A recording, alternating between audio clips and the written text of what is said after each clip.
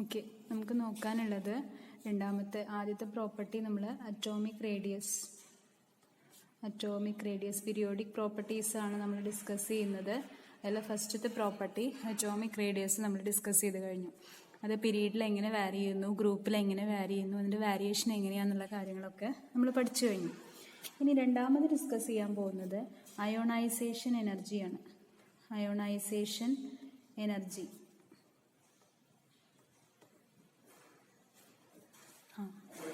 Ionisation എനർജിയാണ് നമ്മൾ പറയാൻ പോകുന്നത്. എന്താണ് ionisation energy?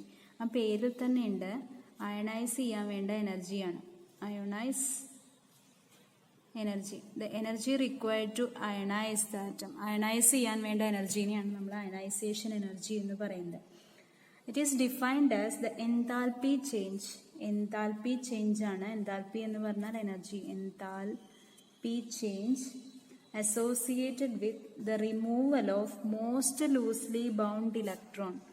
Most loosely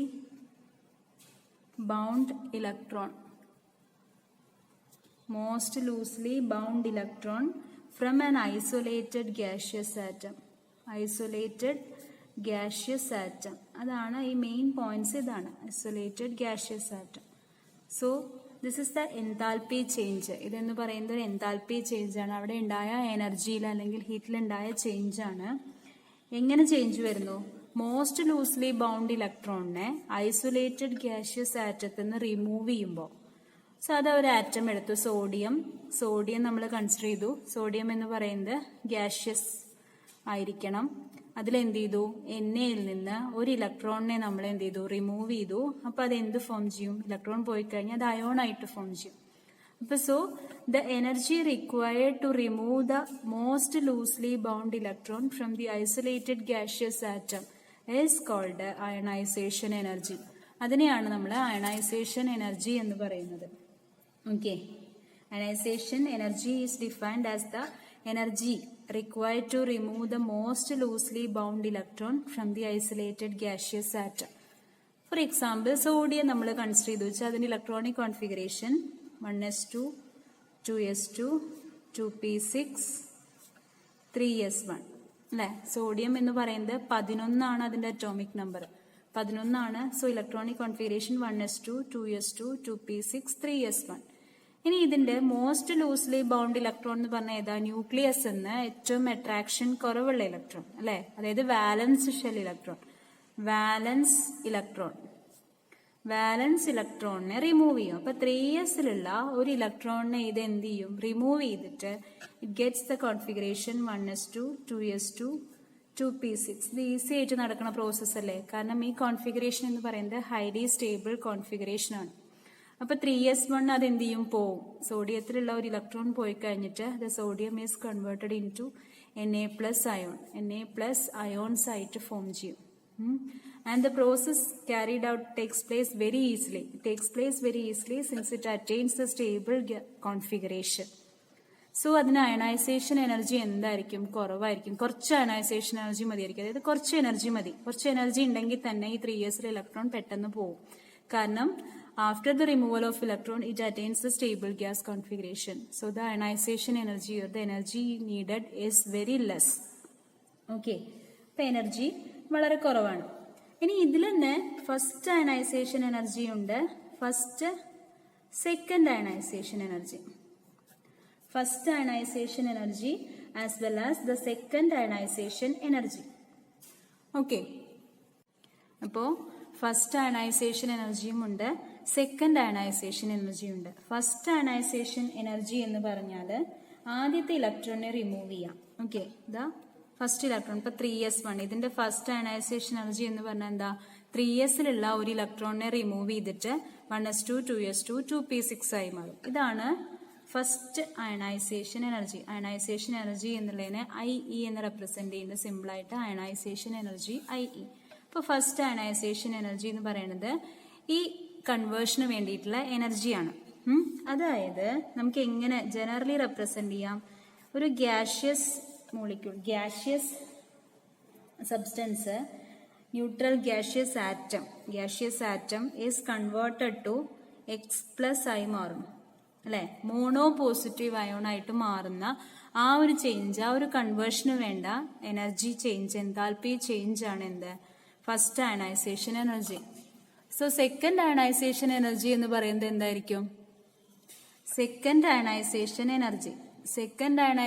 energy എന്നുള്ളത് കൊണ്ട് ഉദ്ദേശിക്കുന്നത് ഈ X plus gaseous is converted to X2 plus gaseous. ഇപ്പൊ ഫസ്റ്റ് എന്ന് പറയുന്നത് മോണോ പോസിറ്റീവ് അയോൺ ഫോം ചെയ്യുന്നു. സെക്കൻഡിന്റെ കേസിലാണെങ്കിൽ ഈ മോണോ പോസിറ്റീവ് അയോൺ എന്ന് X2 പ്ലസ് ഫോം ചെയ്യണം. ഓക്കെ, അതാണ് second ionisation energy.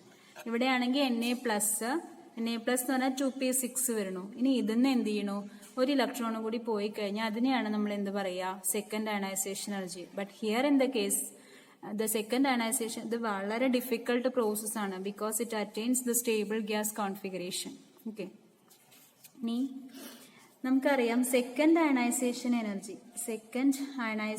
Energy will be always greater than first ionisation energy. First ionisation energy എന്ന് പറയുന്നത് സെക്കൻഡിനെക്കാട്ടിലും കുറവായിരിക്കും. ഈസി ആയിട്ട് നടക്കുക ഈ പ്രോസസ്സാണ്, ഈസി ആയിട്ട് നടക്കുക. ഈ പ്രോസസ്സ് കുറച്ച് ഡിഫിക്കൽട്ടാണ്. കാരണം എന്താ വെച്ചാൽ നമ്മളിവിടെ അയോൺ ഉണ്ടായി എന്ന് പറഞ്ഞു, പോസിറ്റീവ് അയോൺ ഫോം ചെയ്തു അല്ലെ, ഇവിടെ ഒരു പോസിറ്റീവ് അയോൺ ഫോം ചെയ്ത് ആ പോസിറ്റീവ് അയോൺ നിന്നാണ് ഇലക്ട്രോൺ പോകേണ്ടത് അല്ലെ. ആ പോസിറ്റീവ് അയോൺ ഒരു ഇലക്ട്രോൺ പോയി കഴിഞ്ഞ് X2 പ്ലസ് ഫോം ചെയ്യണം. പക്ഷേ ഇവിടെ എന്താ ഒരവസ്ഥ വെച്ചാൽ ഇലക്ട്രോൺ പോകുമ്പോൾ ഇലക്ട്രോണിന്റെ എണ്ണം കുറയണു അല്ലെ. ഇലക്ട്രോണിന്റെ എണ്ണം കുറയുന്നുണ്ട്, പക്ഷേ nuclear charge per electron increase ചെയ്യണം. ഇലക്ട്രോണിന്റെ എണ്ണം കുറയുന്നുണ്ട്, അത് ഓക്കെ, പക്ഷെ പോസിറ്റീവ് അതിന് മാറ്റമൊന്നുമില്ല. പക്ഷെ nuclear charge per electron, effective nuclear charge per electron increase ചെയ്യാണ്. ഇലക്ട്രോണിന്റെ എണ്ണം കുറവാണ്, അതുകൊണ്ട് nuclear charge per electron increase ചെയ്യണം. ന്യൂക്ലിയർ ചാർജ് കൂടിക്കഴിഞ്ഞാൽ നമുക്കറിയാം ഫോഴ്സ് ഓഫ് അട്രാക്ഷൻ കൂടും. അപ്പൊ എന്ത് ചെയ്യും, അത് ഇലക്ട്രോൺസിനെ ടൈറ്റ് ആയിട്ട് ബൈൻഡ് ചെയ്ത് നിർത്തും. അട്രാക്ഷൻ കൂടിക്കഴിഞ്ഞാൽ ഇലക്ട്രോൺസ് ടൈറ്റ് ആയിട്ട് ബൈൻഡ് ചെയ്ത് നിർത്തും. So we need more energy four the removal of another electron അല്ലെ. വീണ്ടും അട്രാക്ഷൻ കൂടിക്കഴിഞ്ഞാൽ നമുക്കറിയാം അതിൽ നിന്ന് ഇലക്ട്രോണിനെ റിമൂവ് ചെയ്യണമെങ്കിൽ വി നീഡ് മോർ എനർജി, അല്ലെങ്കിൽ more energy has to be supplied for the removal of another electron. So the second ionization energy will always be greater than first ionization energy. Okay. Next, factors determining ionization energy. Ionization എനർജീനെ effect ചെയ്യുന്ന ഒരുപാട് factors ഉണ്ട്. അതെന്താണെന്ന് നമുക്ക് നോക്കണം. കുറേ factors ionisation എനർജീനെ determine ചെയ്യുന്നുണ്ട്. ഒരു എക്സാമ്പിൾ ഫസ്റ്റ് പറയുകയാണെങ്കിൽ the atomic size. First one is atomic size. നമുക്കറിയാം സൈസിന്റെ കേസിലാണെങ്കിൽ an increase in the atomic size tend to decrease ionization energy എന്ന് പറയാം. സൈസ് കുറവുള്ള ഒരാൾക്ക് ന്യൂക്ലിയസ് അട്രാക്ഷൻ കൂടുതലായിരിക്കും. ദ അട്രാക്ഷൻ ഭയങ്കര കൂടുതലായിരിക്കും. അപ്പൊ അങ്ങനത്തെ കേസിലാണ് ന്യൂക്ലിയസിന്റെ അട്രാക്ഷൻ കൂടിക്കഴിഞ്ഞാൽ എഫക്റ്റീവ് ന്യൂക്ലിയർ ചാർജ് കൂടിക്കഴിഞ്ഞാൽ ആ ഇലക്ട്രോണിനെ റിമൂവ് ചെയ്യാൻ വെരി ഡിഫിക്കൽട്ടാണ് അല്ലെ. ആ ഇലക്ട്രോണിനെ റിമൂവ് ചെയ്യുക എന്നുള്ളത് ഭയങ്കര ബുദ്ധിമുട്ടാണ്. So we need high energy. So size കുറവുള്ള ഒരാൾക്ക് ionization energy will be very high. Size കുറവാണെങ്കിൽ ionization energy will be very high. Next nuclear charge.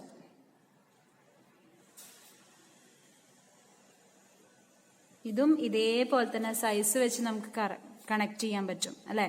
Nuclear charge കൂടിക്കഴിഞ്ഞാൽ അട്രാക്ഷൻ കൂടുകയാണ്. ന്യൂക്ലിയർ ചാർജ് കൂടുതൽ എന്ന് പറഞ്ഞു കഴിഞ്ഞാൽ അതിന് സൈസ് കുറവായിരിക്കും. അങ്ങനത്തെ കേസിൽ അട്രാക്റ്റീവ് ഫോഴ്സ് കൂടുതലായിരിക്കും. അപ്പൊ ആ electron is closely bind to the nucleus. അപ്പൊ we need more energy to remove the electron. So ionisation energy increases. Nuclear charge കൂടുമ്പോൾ അയണൈസേഷൻ എനർജി കൂടണം. Okay. And the third one is number of inner electrons. അതിന് വേറൊരു പേരും കൂടി ഉണ്ട്, screening effect. Screening നിങ്ങൾ കേട്ടിട്ടുണ്ടാവും. ഇങ്ങനെ പ്രോഗ്രാമുകളൊക്കെ വരുമ്പോൾ സ്ക്രീൻ ചെയ്തെടുക്കണമെന്നൊക്കെ പറയില്ലേ. അതേപോലെ തന്നെ ഇവിടെയും സ്ക്രീനിങ് എന്നുള്ളത് ഒരു ബ്ലോക്കിംഗ് എന്നാണ് ഉദ്ദേശിക്കുന്നത്. ഇന്നർ ഇലക്ട്രോൺസ്, നമ്മൾ ഔട്ടർ ഷെല്ലിലത്തെ ഇലക്ട്രോണിന്റെ കാര്യമാണ് പറയുന്നത്. ഔട്ടർ ഷെല്ലിലത്തെ ഇലക്ട്രോണിനെ റിമൂവ് ചെയ്യാൻ വേണ്ട എനർജിയാണ് അയണൈസേഷൻ എനർജി. അപ്പൊ ഔട്ടർ ഷെല്ലിലത്തെ ഇലക്ട്രോൺസിനെ ആര് സ്ക്രീൻ ചെയ്യണു? ഇന്നർ ഷെല്ലിലുള്ള ഇലക്ട്രോൺസ് എന്ത് ചെയ്യും? സ്ക്രീൻ ചെയ്യും. സ്ക്രീൻ ചെയ്യുക മീൻസ് ന്യൂക്ലിയസിന്റെ അട്രാക്ഷൻ അവിടെ ഒരു ബ്ലോക്ക് ആക്കിയിട്ട് നിർത്തും, അതിനെ അവിടെ തടസ്സപ്പെടുത്തി നിർത്തും. ഇന്നർ ഇലക്ട്രോൺസ്, ഇവിടെ ഔട്ടർ ഇലക്ട്രോൺസ്. അപ്പൊ ഇന്നർ ഇലക്ട്രോൺസിന്റെ എണ്ണം കൂടുക വിചാരിക്കും. ഇതിന്റെ എണ്ണം കൂടുകയാണെങ്കിൽ ഇതിനെന്ത് ചെയ്യും? ന്യൂക്ലിയസിന് അട്രാക്ഷൻ എന്താവും? ഭയങ്കര കുറവായിരിക്കും അല്ലെ? ഇവിടുന്ന് ഇങ്ങോട്ടുള്ള അട്രാക്ഷൻ വളരെ കുറവായിരിക്കും. അപ്പൊ ഇന്നർ ഇലക്ട്രോൺസിന്റെ എണ്ണം കൂടുമ്പോൾ ഇതുമായിട്ടുള്ള അട്രാക്ഷൻ വളരെ കുറവായിരിക്കും. സോ ന്യൂക്ലിയസിന്റെ അട്രാക്ഷൻ കുറവ് എന്ന് പറഞ്ഞാൽ ന്യൂക്ലിയസ് ചാർജ് കുറവായിരിക്കും. ചാർജ് കുറവ് means ionisation energy will be low. Nuclear charge ionization energy will be very low. So greater the screening effect, greater screening effect ആണെങ്കിൽ നമുക്ക് പറയാം, greater screening effect ആണെങ്കിൽ IE will be low. നിങ്ങൾ എന്തുമാത്രം ഓർത്ത് വെച്ചാൽ സ്ക്രീനിങ് എഫക്റ്റ് എന്ന് പറഞ്ഞാൽ ഒരു തടസ്സം സൃഷ്ടിക്കുക. ഇന്നർ ഇലക്ട്രോൺസ് ഔട്ടർ ഇലക്ട്രോൺസിന്റെ ന്യൂക്ലിയസിനുള്ള ഒരു അട്രാക്ഷൻ ഒരു എന്ത് ചെയ്യും? തടസ്സം സൃഷ്ടിക്കുക. അപ്പൊ ഇന്നർ ഇലക്ട്രോൺസിന്റെ എണ്ണം കൂടുക പറഞ്ഞാൽ തടസ്സം കൂടുതലേ ചെയ്യാം. തടസ്സം കൂടുമ്പോൾ ഔട്ടർ ഇലക്ട്രോൺസിനെ റിമൂവ് ചെയ്യാൻ നമുക്ക് എന്തായിരിക്കും? ഈസി ആയിട്ട് റിമൂവ് ചെയ്യാൻ പറ്റും. കാരണം ഇവിടെ അട്രാക്ഷൻ കുറവാണ്, ന്യൂക്ലിയർ ചാർജ് കുറവാണ്, ഈസി ആയിട്ട് നമുക്ക് റിമൂവ് ചെയ്യാൻ പറ്റും. അപ്പൊ അയണൈസേഷൻ എനർജി എന്തായിരിക്കും? കുറവായിരിക്കും. അത് ഓർത്ത് വയ്ക്കും. നെക്സ്റ്റ്, ഇനി ഏത് ഇലക്ട്രോണിനെയാണ് റിമൂവ് ചെയ്യണത് എന്നുള്ളത്. The type of electron. Type of electron അത് എസ് ഇലക്ട്രോൺ ആണോ, പി ഇലക്ട്രോൺ ആണോ, ഡി ഇലക്ട്രോൺ ആണോ, എഫ് ഇലക്ട്രോൺ ആണോ? ഇതിന്റെ ഒരു ഓർഡർ എന്ന് പറയുന്നത് s greater than p greater than d greater than f ആണ്. ഓക്കെ, ഇതാണ് ന്യൂക്ലിയർ ഫോഴ്സിന്റെ ഓർഡർ ആണ്. നമുക്കറിയാം s shell is close to nucleus than p shell and d shell and f subshell. അപ്പൊ ന്യൂക്ലിയർ ഫോഴ്സിന്റെ order ഇതാണെങ്കിൽ ionisation എനർജിയുടെ order, ന്യൂക്ലിയസിന്റെ force S ആണ് മോർ ടൈറ്റ്ലി ഹെൽഡ് ആയിട്ടുള്ളത് ന്യൂക്ലിയസ്. അപ്പൊ അതിന് ഇലക്ട്രോൺ റിമൂവ് ചെയ്യാൻ വെരി ഡിഫിക്കൽട്ട് ആയിരിക്കും. സോ അയണൈസേഷൻ എനർജി എസിന് കൂടുതലായിരിക്കും, ദെൻ പിക്ക് കുറവായിരിക്കും, പിന്നെ ഡിക്ക് അങ്ങനെയായിരിക്കും ഓർഡർ പോകും. അപ്പൊ ന്യൂക്ലിയർ ഫോഴ്സിന്റെ ഓർഡർ ഇതാണെങ്കിൽ അയണൈസേഷൻ എനർജിയുടെ ഓർഡർ റിവേഴ്സ് ആയിരിക്കും. Next, stable electronic configuration. നമുക്കറിയാം സ്റ്റേബിൾ ഇലക്ട്രോണിക് കോൺഫിഗറേഷൻ.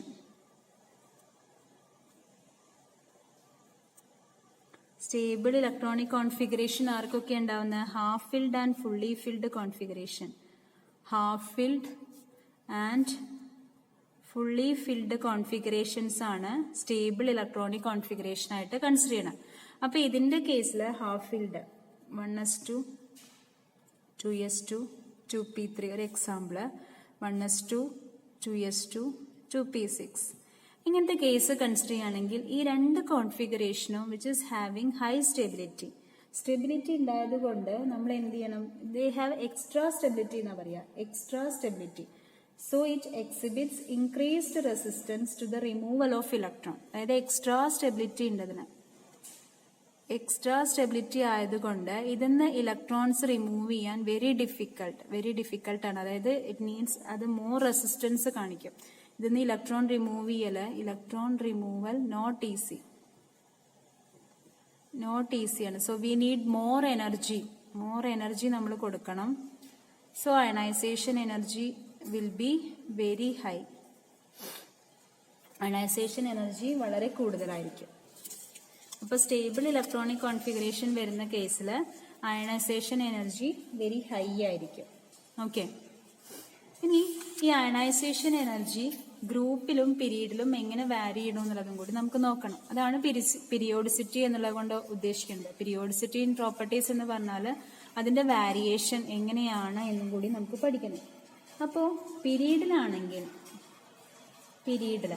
ഇത് നമുക്ക് ഈസി ആയിട്ട് പറയാം, കാരണം നമ്മൾ അതിനെ എഫക്ട് ചെയ്യുന്ന ഫാക്ടേഴ്സ് പറഞ്ഞു. ഇപ്പൊ പീരീഡിൽ നമുക്ക് അറിയുന്ന ഒരു ഫാക്ടർ എന്ന് പറയുന്നത് എന്താ? Atomic size from left to ഇങ്ങോട്ട് പോകുമ്പോൾ, ലെഫ്റ്റ് നിന്ന് റൈറ്റിലേക്ക് പോകുമ്പോൾ അറ്റോമിക് സൈസ് എന്താ ചെയ്യണത്?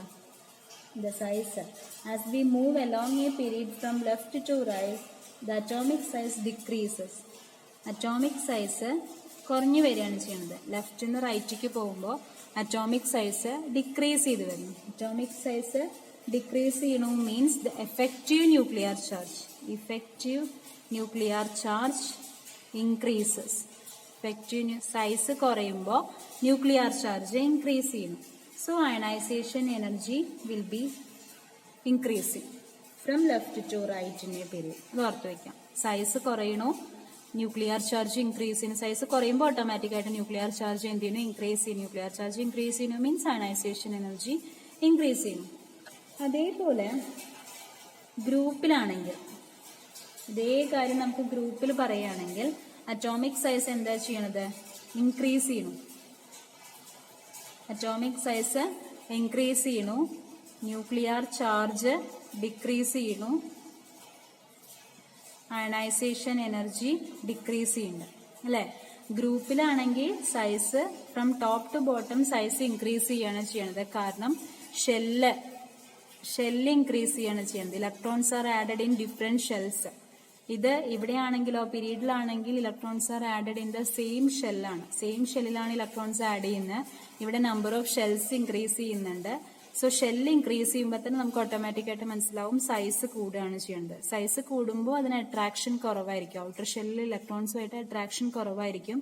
സോ അട്രാക്ഷൻ കുറവായതുകൊണ്ട് നമുക്ക് കുറച്ച് എനർജി മതി അതിനെ റിമൂവ് ചെയ്യാൻ. അപ്പൊ അയണൈസേഷൻ എനർജി കുറവായിരിക്കും. ഓക്കെ, ഇനി ഇതിൽ തന്നെ ചെറിയൊരു വാരിയേഷൻ കാണിക്കുന്നുണ്ട്. ചെറുതായിട്ട് 1-2 കാര്യങ്ങൾ ഓർക്കാനുള്ളത്. നമ്മൾ ബെറിലിയത്തിന്റെയും ബോറോണിന്റെയും കേസ് എടുക്കുകയാണെങ്കിൽ, ബെറിലിയം ബോറോൺ ഈ കേസ് എടുക്കുകയാണെങ്കിൽ ബെറിലിയത്തിന് 899 കിലോജൂൾ പെർ മോൾ ആണ്. But boron is having 801 kilojoule per mole ആണ്. Beryllium boron. അതേപോലെ നൈട്രജനും ഓക്സിജനും എടുക്കുകയാണെങ്കിൽ നൈട്രജന്റെ കേസിൽ 1403 ആണ്, കിലോജൂൾ പെർ മോൾ ആണ് അതിന്റെ unit. And oxygen is having period ആണ്. ബെറിലിയം കഴിഞ്ഞ ബോറോൺ ഫസ്റ്റ് പീരീഡ്, ഇത് സെക്കൻഡ് പീരീഡ്. അപ്പൊ ഇവിടെ എന്ത് ചെയ്യണം? ഇത് ശരിക്കും കൂടി വരികയാണ് വേണ്ടത് അല്ലെ. ബെറിലിയം കഴിഞ്ഞാൽ ബോറോണിന് കൂടുകയാണ് വേണ്ടത്. അതേപോലെ നൈട്രജൻ കഴിഞ്ഞാൽ ഓക്സിജന് കൂടുകയാണ് വേണ്ടത്. പക്ഷെ ഇവിടെ ചെറിയൊരു കുറവാണ് വന്നിരിക്കുന്നത്. അത് എക്സ്പ്ലെയിൻ ചെയ്യാൻ നമുക്ക് ഈസി ആയിട്ട് പറ്റും. അതിന്റെ ഇലക്ട്രോണിക് കോൺഫിഗറേഷൻ എഴുതാം.